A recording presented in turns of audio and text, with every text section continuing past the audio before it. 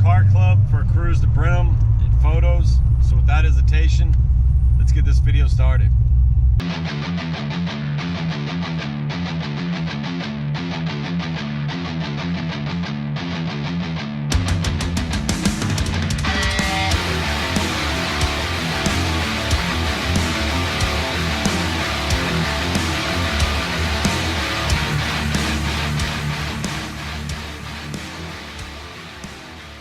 James, OnlineCarShow.net. Well, before we get to the wreck, just want to go over what's going on with the channel.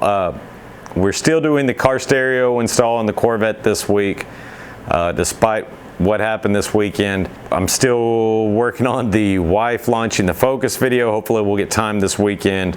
A bunch of stuff upcoming for the channel. So please go ahead and hit that like and subscribe so you don't miss any of my upcoming content, and it helps to support my channel.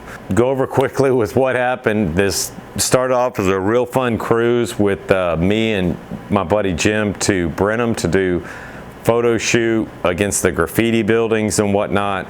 We went out there, cruised up there. We took the back roads. Real pretty day. It was freaking hot, but had a great time cruising up there with the Corvette and his Camaro. We get to Brenham. There's like nobody at the graffiti buildings, which is freaking perfect. So we ended up having the parking lot to ourselves. Here's the shots we did take.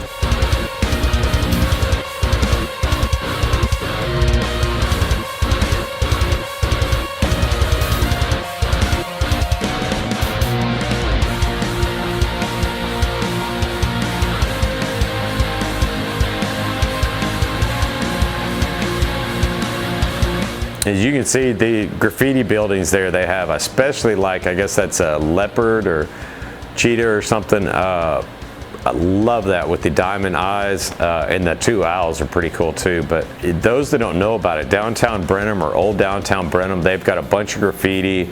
Everything's kind of sorted or centered around their courthouse there. A bunch of little, old-time soda saloon. You've got restaurants here and there. It's a good time on the weekend just to cruise up there and see what's going on. Take some pictures of your car. So it ended up real good time. Everything was great. And on the way back, we decided to take 290, which I guess ended up being a mistake. And those that have ever owned a Corvette or know people that do, it's just kind of the name of the game with what I'm about to tell y'all. But we're cruising back, and I had a pickup truck in front of me, of course, that had to get in front of me. So I'm cruising behind this pickup truck. I'm not close to his bumper. I'm not tailgating. I'm way far back. And he just runs directly over, I guess it was like a window siding or something like that. There's long metal strips that look like they'd been torn apart from something, some kind of siding. He ran directly over that siding, framing, whatever, and it kicked it up in the air right in front of the Corvette. And I'm going, 60, 65 miles an hour at that point, freeway speeds, and hit the car while the metal was airborne. So I was like, oh my gosh. Those that don't know, the splitter on these ZR1s, if you get it from GM, it's like $1,600. You can find aftermarket carbon fiber for about $800, but just not money I'm wanting to cough up or for an insurance deductible, whatever. But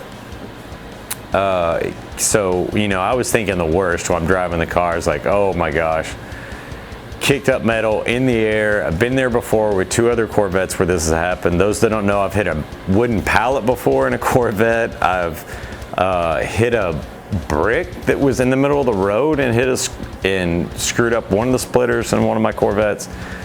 So they're just Corvettes being so low to the ground and not much protecting that front end. It's just inevitable, especially when you live in a city or something like that with a lot of traffic and people not tying down crap in their pickups. But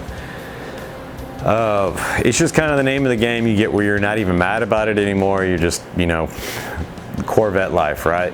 I pull over, I'm thinking the worst at this point. I'm like, oh my gosh, it screwed up my splitter, or it's hit the front bumper with the paint, and I'm gonna have to get that all repainted, or a new front bumper, or even worse, it's gone through the grill, punctured my radiator, and I'm leaking radiator fluid on the freeway right now.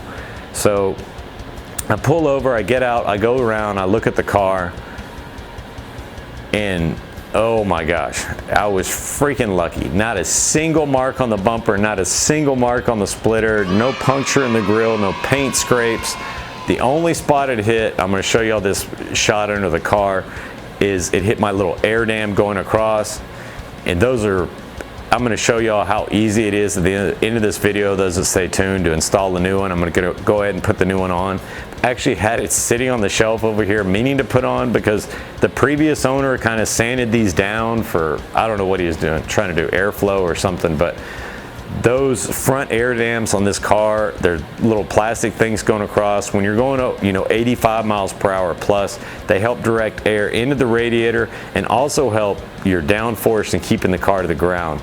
So a lot of people cut them off, take them off. That's crazy. The reason for them being on the car is to help you at high speeds. This being a Corvette, you know, lightweight sports car, it really needs that on there.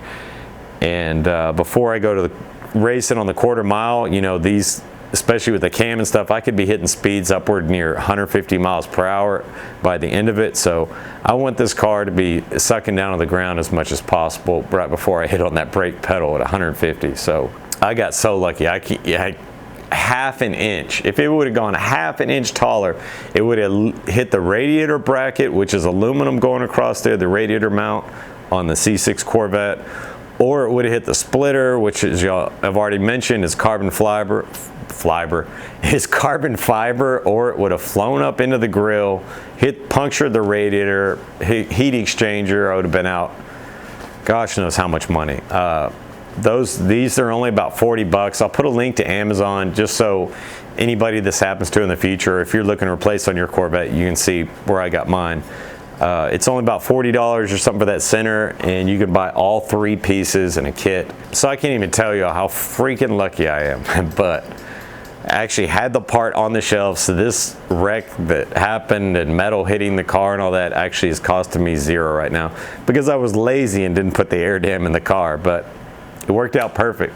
We're gonna get it in the car now, so let's get the install started. All right, sorry about the fan noise here, but it's hot. First step is gonna be, we're gonna lift up the car, so I'll do that now. All right, we got her lifted up on the ramps. Fortunately, I can't drive up on these because of how low it is. See what the damage is. Well, as y'all can see, it looks like it hit right there on that plastic piece, and there's nothing behind it, so I got really super lucky. Looks like it went into there, hit here, pushed that back, and tore it up. But as y'all saw, I already have one waiting to go on the car. It's gonna have a little chunk missing out of that, but sure is a lot better than having to pay a lot of money. So I found some little other problem I need to address. That open line there and there, put a little heat wrap on it. Everything else appears good. But you know, want to talk about how close it was? I think it nicked the splitter right there. See how there's just like a little difference? It didn't even make it concave, but it's like a scratch. Wow, that was freaking close. 1 millimeter and that splitter would be gone. All right, so it looks like all we're gonna need to do is take off these 3 bolts here. May have to remove. Not sure if we're gonna have to remove this bolts, maybe. We'll see. And we've got these little bolts on the side where the side ones are gonna go, and there's one missing there. Great. But you can pick up these bolts at AutoZone if you need to get some new ones. So we're gonna do that. Get her down, get the old one down, new one's up. Well, got the screws off on both sides. Looks like it's a 10 millimeter, of course, and a 7 millimeter. You've got 10 millimeter bolts going across here, 7 millimeters right here, and on the ends to unscrew. And then I found a fun little fastener that I'm gonna have to try to find a way to get to.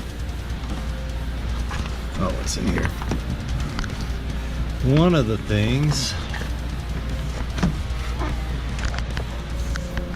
looks like, you can barely see in that little crack there, there is a fastener bolt in there. We're gonna have to take off with the screwdriver, and then I think it'll just drop down. We'll see. Oh, well, finally got it on. That was a beast. Actually, I had to custom make some holes for the lines going up for the heat exchanger on this, the LMR heat exchanger that's in there.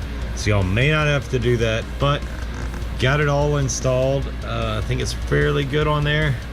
I'm gonna work on the side ones, which are really simple. You just gotta have to unscrew these, pop them on there, screw them back, and then there's some little keepers that go in between here on them. And that's it. I'm gonna show you all the finished results and call it done. All right, well, there we go. Looks good. Got it going all the way across. Screwed in, secured every spot. Just gonna wipe it clean here and lower the car down and call it done. A little more of a job than I thought it was gonna be. I had hell getting to those retainer screws in here, but no worries, just take your time with it. Well, as y'all can see, it just takes jacking up the car, unscrewing a couple screws, putting this in, screwing it back, dropping the car, and you're done. I mean, that's all there is to these air dams. It's freaking simple. Chevy built them to replace easy because this is a first spot. It's the lowest point on the car. So it's a very important piece, as I mentioned, to replace or, you know, keep the maintenance up on. If you're not doing so, I've put a link in the description where you can buy one and do this in your garage.